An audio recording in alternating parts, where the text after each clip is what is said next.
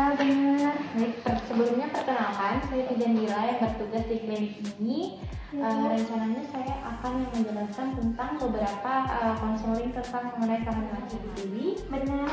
Baik, kali ini saya akan memberikan konseling berupa perencanaan kehamilan sehat dengan ibu tiri ya. Iya. Ada beberapa yang akan saya jelaskan. Yang pertama ada persiapan psikologis buat ibu. Yang pertama kita harus menghindari KDRT.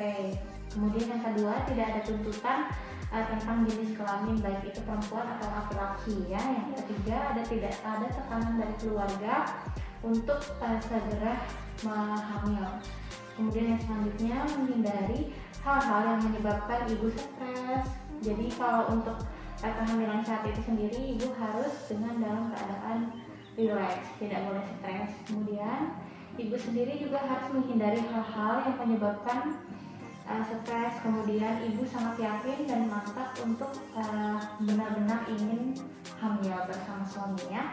Kemudian ada persiapan fisik. Salah satunya diantaranya adalah ibu harus menata pola hidup yang sehat, kemudian mencapai berat badan yang ideal. Kemudian ibu juga harus menjaga pola makan, terutama makan vitamin yang cukup seperti zat besi atau folat. Kemudian tidak merokok, tidak mengonsumsi narkoba.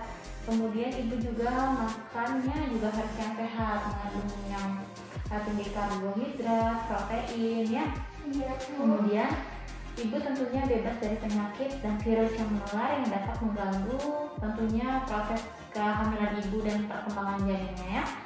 Kemudian ibu harus dan wajib kalau mau hamil harus berhenti dulu menggunakan alat kontrasepsi. Untuk sementara saat ini tidak menggunakan alat kontrasepsi ya. Nggak pernah. Oke, kemudian minimalkan bahaya lingkungan seperti paparan rokok, sinar radiasi, kemudian produk-produk kimia lainnya, kemudian hewan peliharaan ya.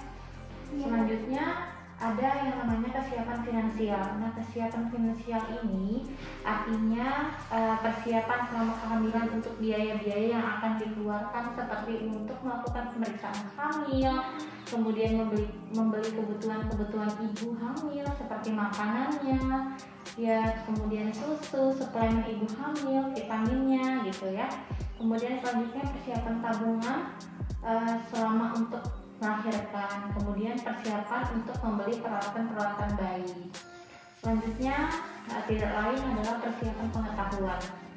Yang mana persiapan pengetahuan itu sendiri diantara lain yang pertama perencanaan kehamilannya.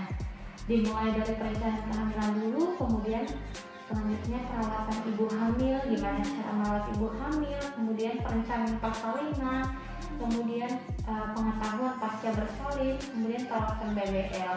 Nah, kenapa persiapan pengetahuan ini juga perlu diketahui oleh ibu, suami, beserta keluarga agar ibu bisa melakukan perencanaan kehamilan sehat hingga selama hamil, bersalin, nifas hingga mempunyai bayi. Kemudian yang terakhir adalah menjelaskan aspek usia. Nah, untuk usia reproduksi sehat antara 20 sampai 35 tahun. Apabila kurang dari 20 tahun atau lebih dari 35 tahun, tentunya organ reproduksi yang ibu punya itu sangat tidak baik, sehingga itu juga dapat mempengaruhi tumbuh kembang janinnya, kemudian dapat menyebabkan resiko kehamilan. Kalau misalkan ibu kurang dari 20 atau lebih dari 35 tahun, tentunya itu juga bisa mengalami keguguran, kemudian ada kelainan genetik, bahkan bisa terjadi kematian janin. Sampai di sini ibu mengerti dari yang saya jelaskan? Sangat mengerti dan paham, Bu. Oke, baik. Kalau begitu terima kasih atas kunjungannya hari ini. Saya ucapkan terima kasih. Iya, terima kasih ya, Bu ya.